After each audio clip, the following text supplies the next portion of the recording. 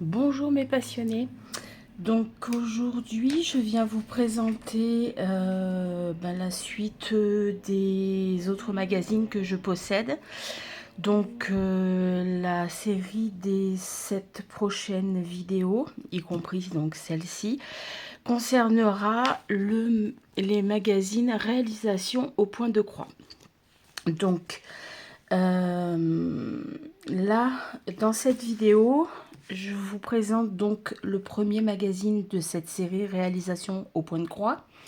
Donc c'est le numéro 41, comme vous pouvez le voir ici, 41.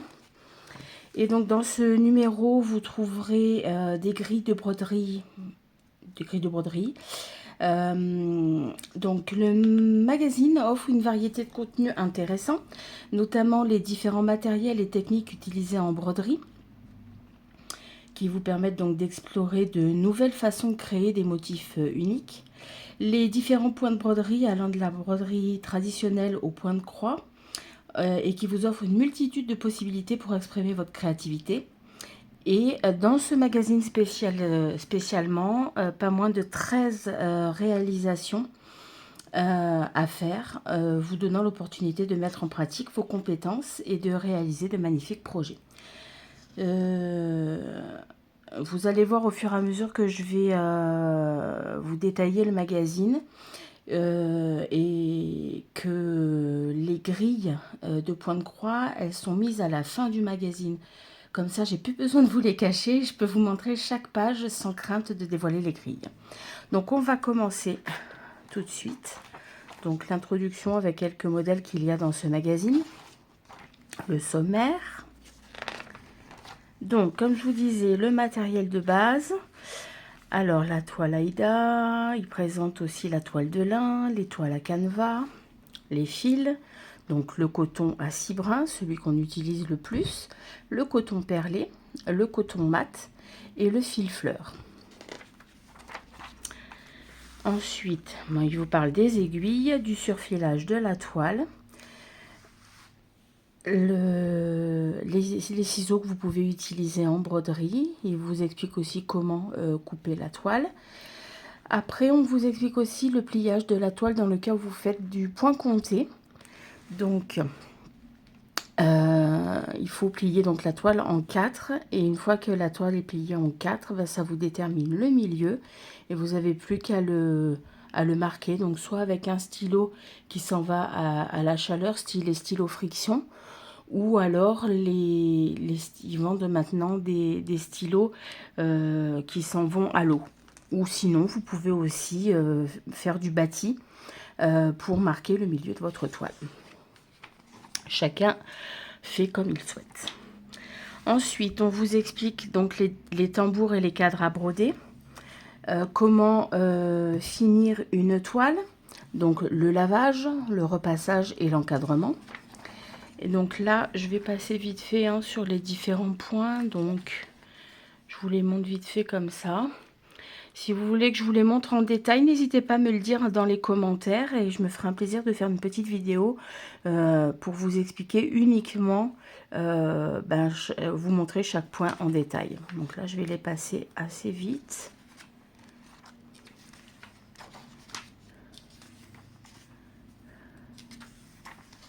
Voilà, donc voilà, la première réalisation, c'est un bavoir pour bébé gourmand. Donc là, on vous explique. Là, ici, vous avez en haut, attendez, hop, les fournitures. Donc le type de toile, le coton, le tissu, le biais, voilà. Parce qu'en fait, on vous explique pas à pas comment construire le bavoir. Après, je sais qu'il existe des bavoirs déjà tout prêts. Donc, c'est à vous de voir. Si vous voulez construire complètement le bavoir, vous pouvez. Il vous explique comment faire. Sinon, vous achetez déjà un bavoir tout prêt. Ensuite, le cadre à la mésange. Donc, toujours pareil, vous aurez les fournitures et le pas à pas pour construire le cadre. Voilà.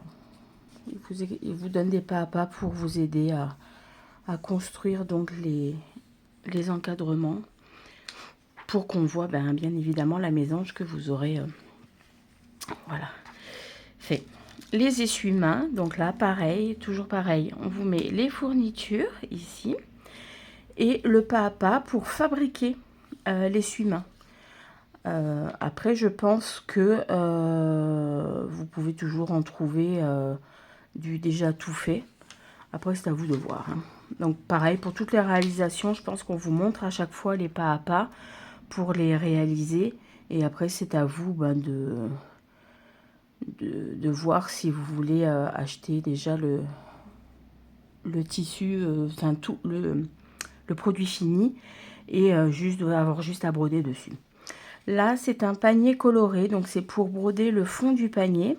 Donc là, vous avez la liste des fournitures et le pas à pas, donc pour broder sur la toile.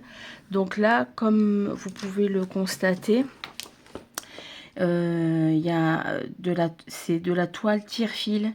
C'est-à-dire que vous allez broder sur la toile et après vous allez tirer les fils. Et on ne verra plus la toile Aïda, mais plus on verra exactement le tissu que vous avez choisi pour mettre dans le fond de votre panier. Voilà, donc là, le pas à pas pour construire le panier. Et là, pour les finitions. Voilà. Après, voici donc pour faire un album photo avec bien évidemment toujours les fournitures et le pas à pas pour broder la couverture de l'album photo. Et après, on vous explique comment habiller l'album photo avec ce que vous avez brodé. Un petit cube de récup déco. Vous pouvez broder donc 4 toiles Aïda.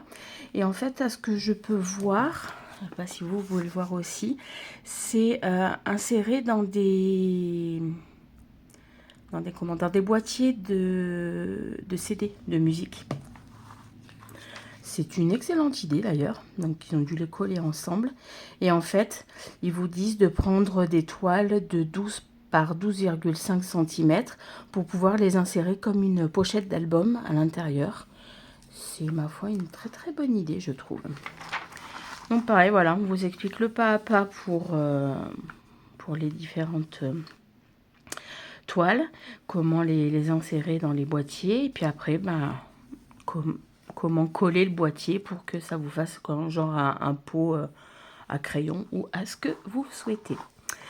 Ensuite, une corbeille à bain, donc pour mettre certainement tous les produits de bain pour bébé. Donc pareil, on vous met ici le visuel final et on vous explique le pas à pas, donc avec le matériel et la broderie à faire, la dentelle à poser et le montage de la poche. Voilà, tout simplement, la réalisation de la corbeille, la réalisation de l'anse pour pouvoir porter le petit panier. Voilà, la finalisation de la base et des anses. Et l'assemblage pour pouvoir avoir au final un petit panier pour mettre, comme je vous disais, les produits de bébé. Ensuite, un porte-manteau chat.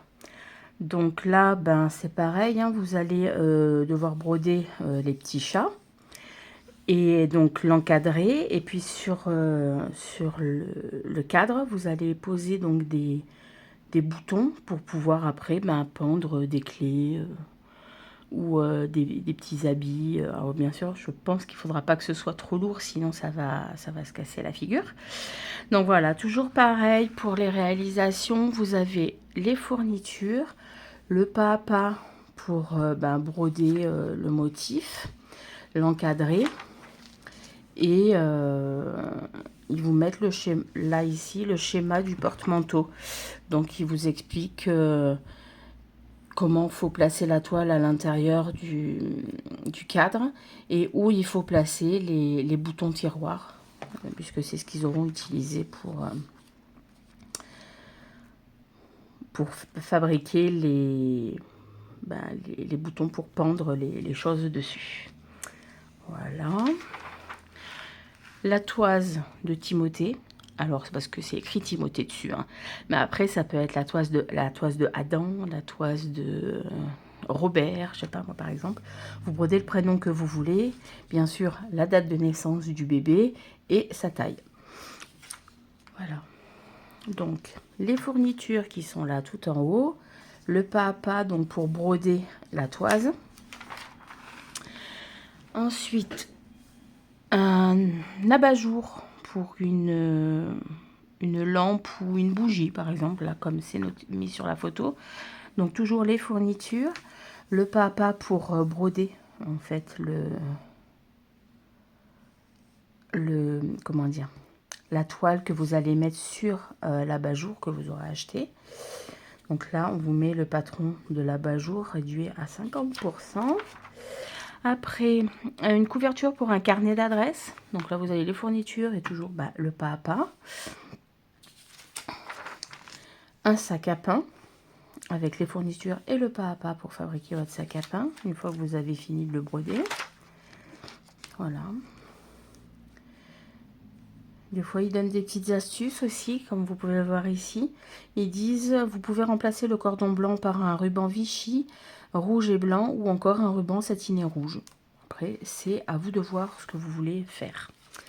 Voilà. Ensuite, une manique pour éviter de se brûler quand vous sortez les plats du four. Donc là, vous avez pareil, les fournitures, le pas à pas, pour donc fabriquer les maniques vous-même. Ou sinon, je pense que ça doit pouvoir aussi se vendre en commerce. Et vous avez juste après à broder votre motif.